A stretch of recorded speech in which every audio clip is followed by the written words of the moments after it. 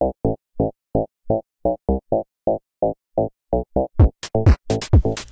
everyone, this is the Emblem2114, and this is a video regarding the recent snapshots 13W01A to 13W03A, I believe, which came out just today. These both are weighted pressure plates. This is an iron one and this is a gold one. This one takes lots and lots and lots of items on it in order to put out a certain amount of signal. See? Almost an entire stack in order to put out to a signal strength of 2. That one took like 10 here. If I pick it up, 1, 2, 3, 4, 5. That took 5 in order to output a signal strength of 2. In addition, this is a comparator. These will output signals based on I forgot what that does. Dang it. I forgot what that does. Not important. What I'm going to focus on is the fact that if you put items into a storage device hooked up to a comparator, it will output a signal based on the amount of items that are in the storage device. For example, 1 item, 1 strength, 2 strength, 3 strength. Actually, that was 4 strength. So I'm guessing they're all worth a certain fraction of a something. Fraction of a signal strength. There you go. This is a it's a day-night sensor, daylight sensor. But what it does is it judges the daylight, or judges the amount of light that is above it. So if I set the time to day, it will output a signal that will turn on those redstone lamps. And what I did in one of my worlds, I can't remember which one, I have a lot of worlds, but I hooked this up to we'll just use dirt. Hooked it up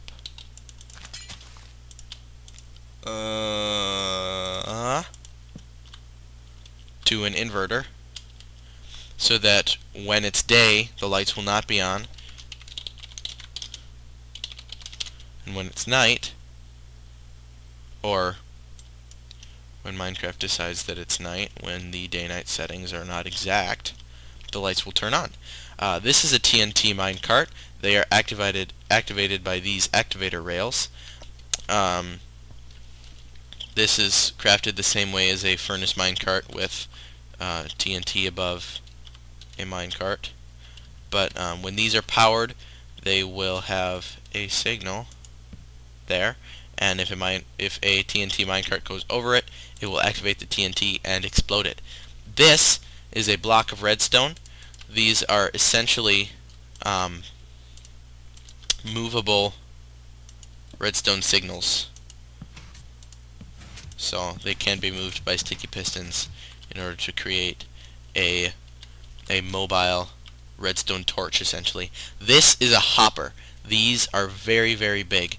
They will take in any items that are dropped onto them from above, although you have to be careful because there's a little lip you can see on the side, and if items fall onto the lip, let's see if I can get it just right here. See there, it just kind of skipped off of it. If items fall into the lip, they will not go into the hopper, and then it will deposit items into any storage container that's below it. In addition, if you shift click and place them on a chest, you see the little knobby thing is pointing to the chest, and it will also put it into the chest. It will not, however, do that same thing if you place it onto the ground. It will put it into the hopper GUI that you see when I open that up. This is a trapped chest.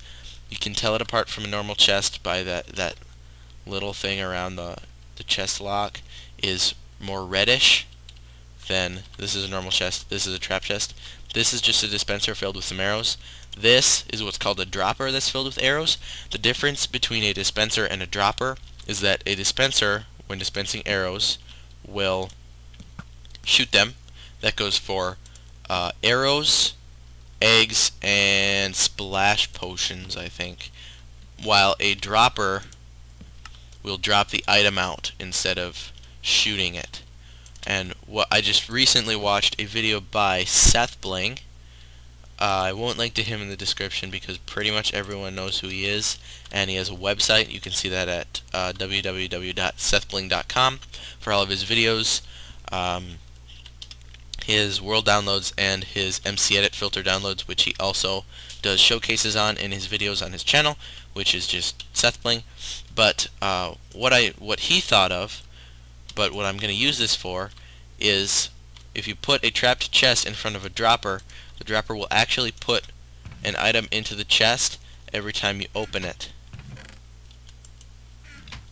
So what I'm going to use that for is, I think I'm going to make excuse me, I'm going to make a sort of Trouble in Terrorist Town map. I think, maybe. I'm still thinking about it. But where you spawn with a bow and a wooden sword, but no arrows, and you have to go around and you have to find trapped chests, then you have to open them up and you have to get arrows from them. But I figured if I just put the arrows into the chest, people would just take all the arrows out and then no one else would get arrows the entire round. So that would be a better way to control that. Also, this is kind of my test build world. You saw my test redstone world. I'm going to show you that in a second with a thing that I have made up, or that I have built using the new hopper and minecart mechanics. But this is Cassetta's Cafe. It's based on a real cafe near where I live, and using more tools from Snapshot 12W02A, I believe. No, 13W02A, maybe. I have named this waiter. I've named him Waiter, and he has cannolis for trade, porcini mushroom soup, pane, baksala, Italian roasted potatoes, Parmesan chicken breast, and tiramisu. Also some wine, because why not? And then that's an unusable trade, so you cannot continue to buy his cheap emeralds. But this is kind of my build world. I said it before. This is a nice modern house that I found in some listings that I thought would be nice to try and recreate. This one is my favorite. I just finished building it a few days ago. It's a nice modern house. It's got a small indoor pool, some skylights. This is the bedroom, and there's a deck out here. It's a deck, not a porch. I went over that in one of my Bluecraft videos. See those on my channel. And then I used these iron pressure plates. They look like very, very good pillows, and they do not melt when torches are placed next to them. In addition, I don't know if you saw it, but in the cafe they make very nice looking tabletops. But down here I have a surprise. It's Pickle. Oh yeah, it's Pickle the dog from my Bluecraft series. I do have him again. There's going to be a new video coming out soon for that. But what I did was I MC edited him a lot. I gave him a ton of health, and when I opened it back up, a dog's tail reflects how much health he has, and his tail was really, really far down, and I didn't know why. And it was because I put a weird number into the in Sethbling's change mobs filter for his health, so it was farther down. But then once I'll admit I hit him, and his tail went down and actually went all the way around and came back. I'm going to show you that right here. Don't worry, I won't kill him because he has more than 100 million health. So his tail goes down. Oh shoot, I have fire aspect on this. But his tail goes down. He just went into the floor. His tail goes down and all the way around. All the way, whoops. Where'd he go? Okay, they're glitching into the floor. All the way down underneath. Ready? Shoot. God dang it, I'm being destructive. Come here, Pickle. Come here. Come here. You want some beef? You want some beef? Pickle. Are you sure that's your tail? Are you sure that's your tail? That's disgusting, Pickle.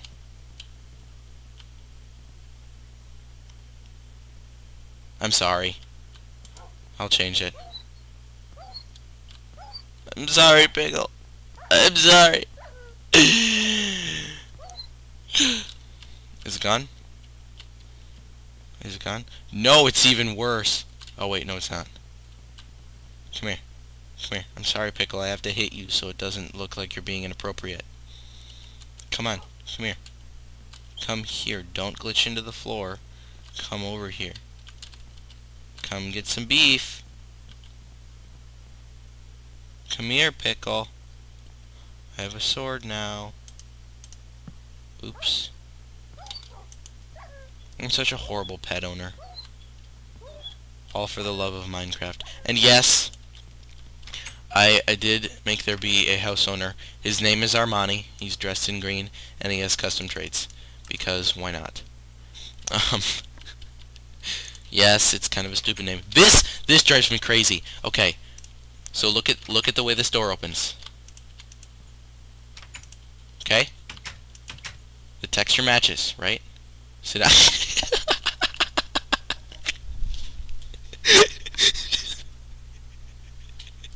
Okay.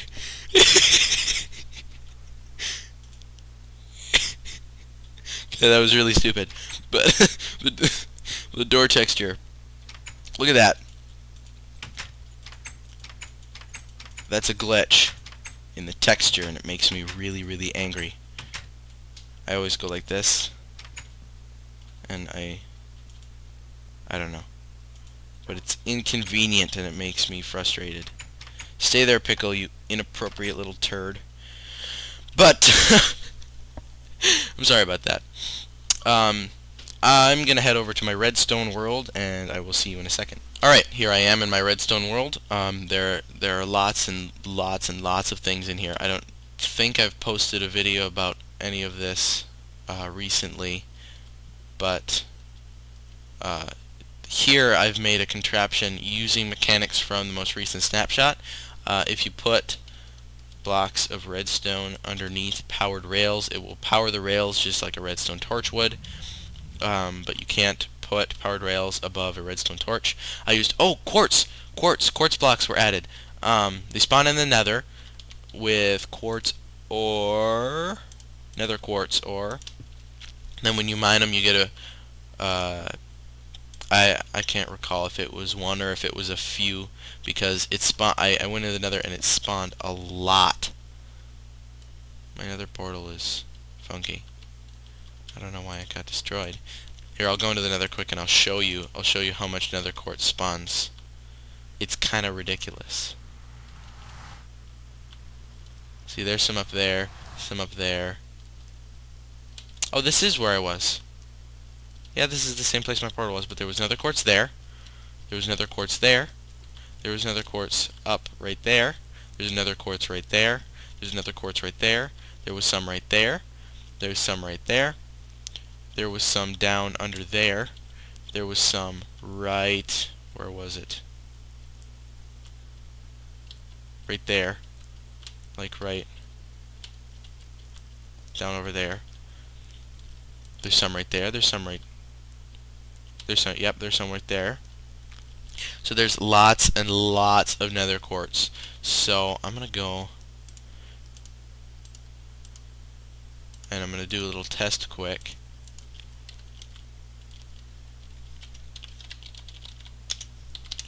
Go into survival, and I'm gonna see what pickaxes can mine it, because I'm not entirely sure. Okay.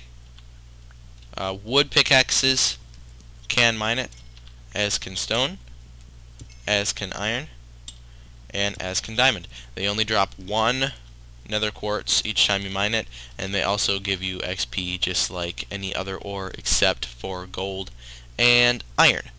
Okay, so let's head back and I will show you the contraption that I made. Whoops. Nope. Can't do commands when you're in the nether portal. Come on.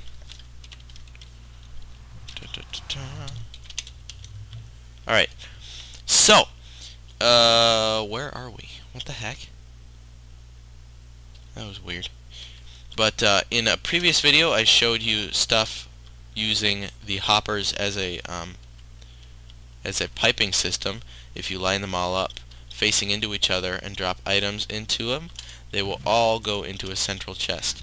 And this cactus farm has been working. It hasn't been getting me much cactus, but that's not what's important. What's important is this. This is a fully automatic melon farm.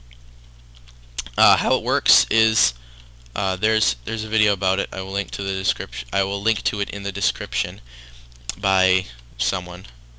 I'm really not sure who. I'm not good with names, but essentially a pumpkin grows here. It completes a circuit that turns on this piston, that turns on this piston.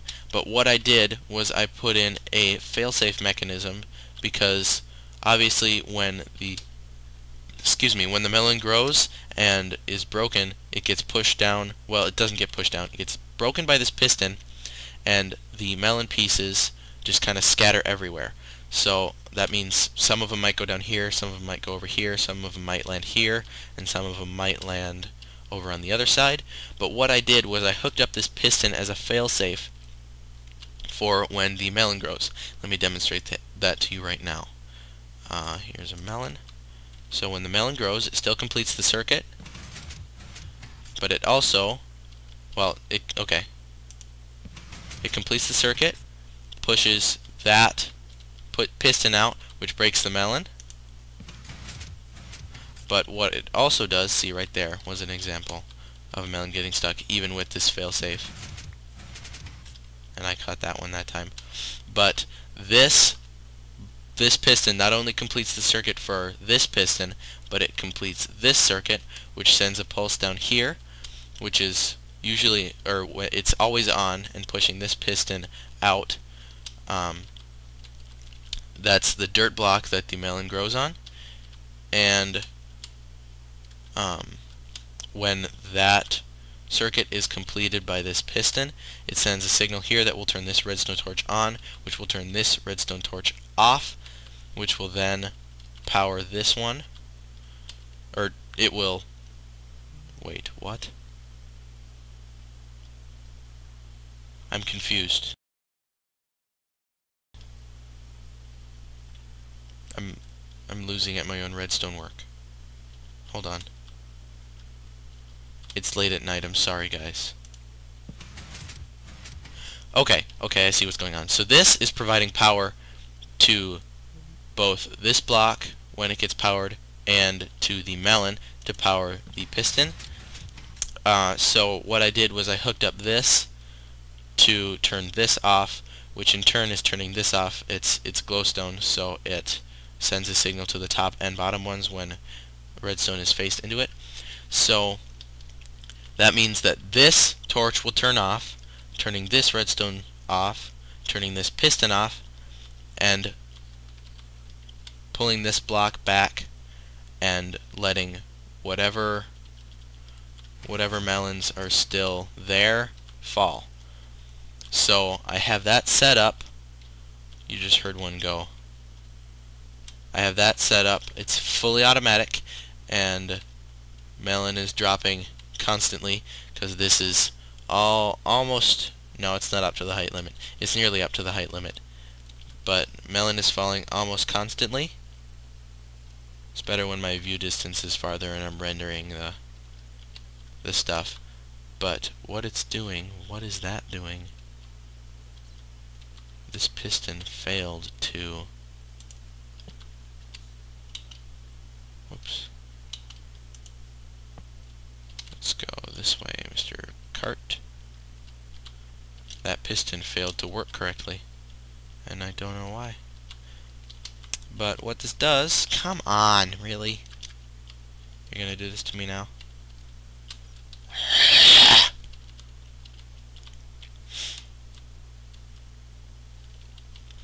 So what this does is it brings all the melon from these 3 columns of automatic melon farms down and puts them in this hopper. I'll give you an example here. So it puts them in that hopper, which then puts them in this chest, which is on top of this hopper. And they go into that hopper. It's set on a delay to put them in, to get as many into the minecart as possible. And then that piston pushes out and activates this redstone at the same time, which activates those powered rails, and then it pushes the minecart all the way down over here to a similar system, but the hopper is underneath. So when it's resting on here, the hopper is taking items out from the out of the minecart and putting them into this minecart, and this minecart then goes on up here and distributes them evenly. Here you'll see it come by. There's the thing working its magic. Distributes them evenly along the top of these hoppers, which take items out as it goes along. Then it goes up here, turns around, and goes back along the line to be refilled once again. So I've collected a decent amount of... That's weird. A decent amount of melon so far. It hasn't been running very long, but this would be a bit complicated to build in survival, so I don't recommend doing that, but I figured it was just kind of cool, you know. Kind of Sethblingy. I'm very inspired by Sethbling if you haven't noticed already. But that's gonna about wrap it up for this episode, I think, guys. Go ahead, if you enjoyed this video, to give me a like, comment, favorite, or subscription. I would very, very, very much appreciate it. Bluecraft episode 3 is coming out very, very soon, within the next couple of days.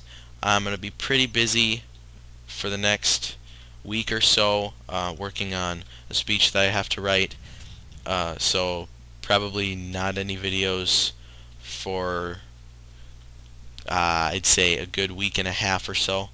But other than that, thanks so much for watching. Again, if you enjoyed this video, it would help me immensely if you gave me a like, comment, favorite, or subscription.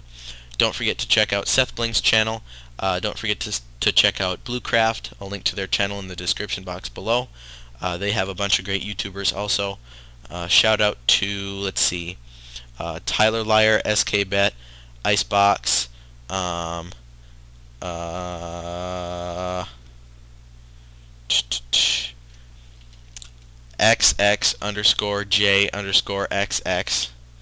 I totally am not pronouncing that right. Maybe it's just J. I have no idea.